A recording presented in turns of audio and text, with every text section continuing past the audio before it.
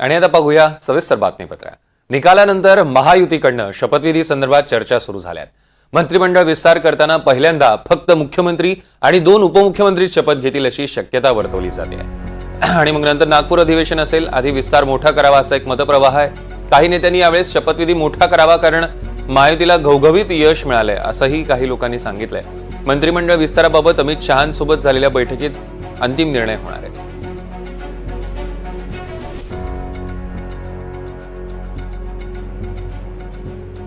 तर मंत्रिमंडळ विस्ताराचा शपथविधी मोठा करावा असा एक मतप्रवाह आहे, तर दुसरा मतप्रवाह असा दिसतोय की पहिल्या दिवशी म्हणजे शपथविधी वेळी फक्त मुख्यमंत्री आणि 2 उपमुख्यमंत्र्यांनीच शपथ घ्यावी आणि नंतर मग मंत्रिमंडळ विस्तार करावा।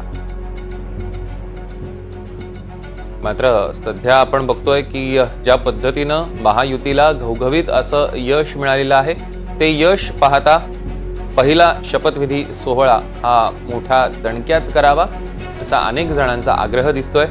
आज आता नेमका काय याबाबतचा निर्णय होतो बघावा लागणार आहे। अमित शहांसोबत आज बैठक आहे आणि आज तिन्ही नेते या बैठकीत काय निर्णय घेतात हे बघणं महत्त्वाचं ठरणार आहे।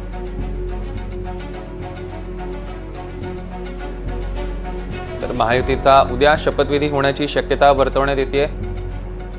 पण मग ह्या शपथविधी सोहळ्या संदर्भात आजच्याच बैठकीत चर्चा होणार आहे। अनेक मुद्दे खरं तर आजच्या दिवसात त्यांना चर्चा करायची आहे। या विषयांवर एक म्हणजे मुख्यमंत्री पदाचा चेहरा कोण असणार आहे, अर्थात दुसरं म्हणजे मंत्रिमंडळ विस्तार कशा पद्धतीनं होणार, कोणाकोणाला स्थान द्यायचं।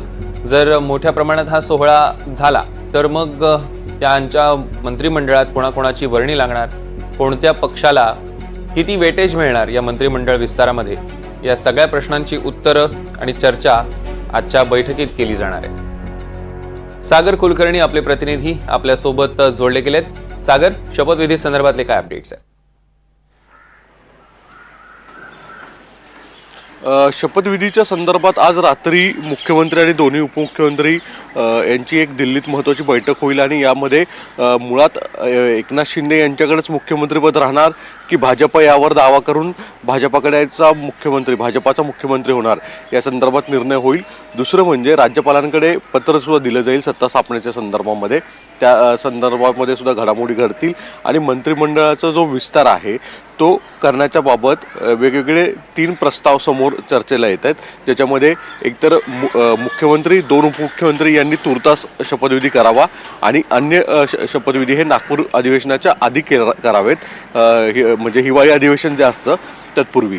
दुसरा एक प्रस्ताव असा दिला जातोय की मुख्यमंत्री 2 उपमुख्यमंत्री आणि त्यांचे काही मोजकेच कॅबिनेट मंत्री असतील त्यांचा शपथविधी केला जावा अशा स्वरूपाचा एक प्रस्ताव आहे।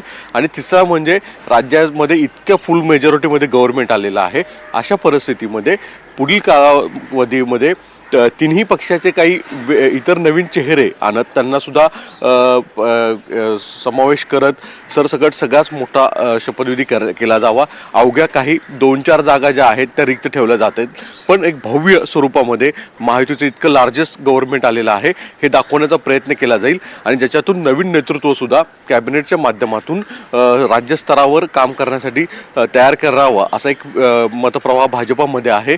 अजित पवारांकडनं एक भूमिका मांडली जाते जी NDTVला माहिती मिळाली त्यानुसार की लास्ट टाइम जसे 10 कॅबिनेट मिनिस्टर होते तशाच स्वरूपामध्ये कमी जास्त अधिक अशा समवेतच विस्तार केला जावा।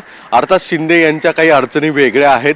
मागील वेळेस जे इच्छुक होते त्यांना शेवटी शिंदेंनी महामंडळ देऊन, म्हणजे भरत गोगावलेसारखे, संजय शिरसाटांसारखे जे इच्छुक होते त्यांना महामंडळ देऊन त्यांचं दुधाची तहान ताकावर म्हणतात तशा स्वरूपाची भूमिका घेतली गेली होती। आता मात्र जे संबंधित इच्छुक आहेत ते मात्र जर विस्तार होत असेल तर स्वतःसाठी एक लॉबिंग मेजर करतील असं म्हटलं जातं। त्या दृष्टिकोनातून सुद्धा शिंदेंसमोर काय पर्याय उपलब्ध होत आहेत, शिंदे केंद्रीय गृहमंत्री अमित शहा यांच्या बैठकीसमोर भाजप म्हणजे नेत्यांसमोर काय भूमिका मांडतायत याकडेही लक्ष आहे। या सगळ्या घडामोडी आज रात्री उशिरा घडतील आणि कदाचित उद्या किंवा परवा या 2 दिवसामध्ये विस्तार हा निश्चित मानला जातोय। आता तो कशा स्वरूपामध्ये करायचा याबाबतचा निर्णय रात्री उशिरा होईल। निश्चितच सागर असेच आमच्यासोबत जोडलेले राहा, कारण अजून 2 महत्त्वाच्या आणि मोठ्या बातम्यांसंदर्भात तुमच्याकडनं अपडेट्स घ्यायचे आहेत। त्यातली पहिली बातमी अशी आहे की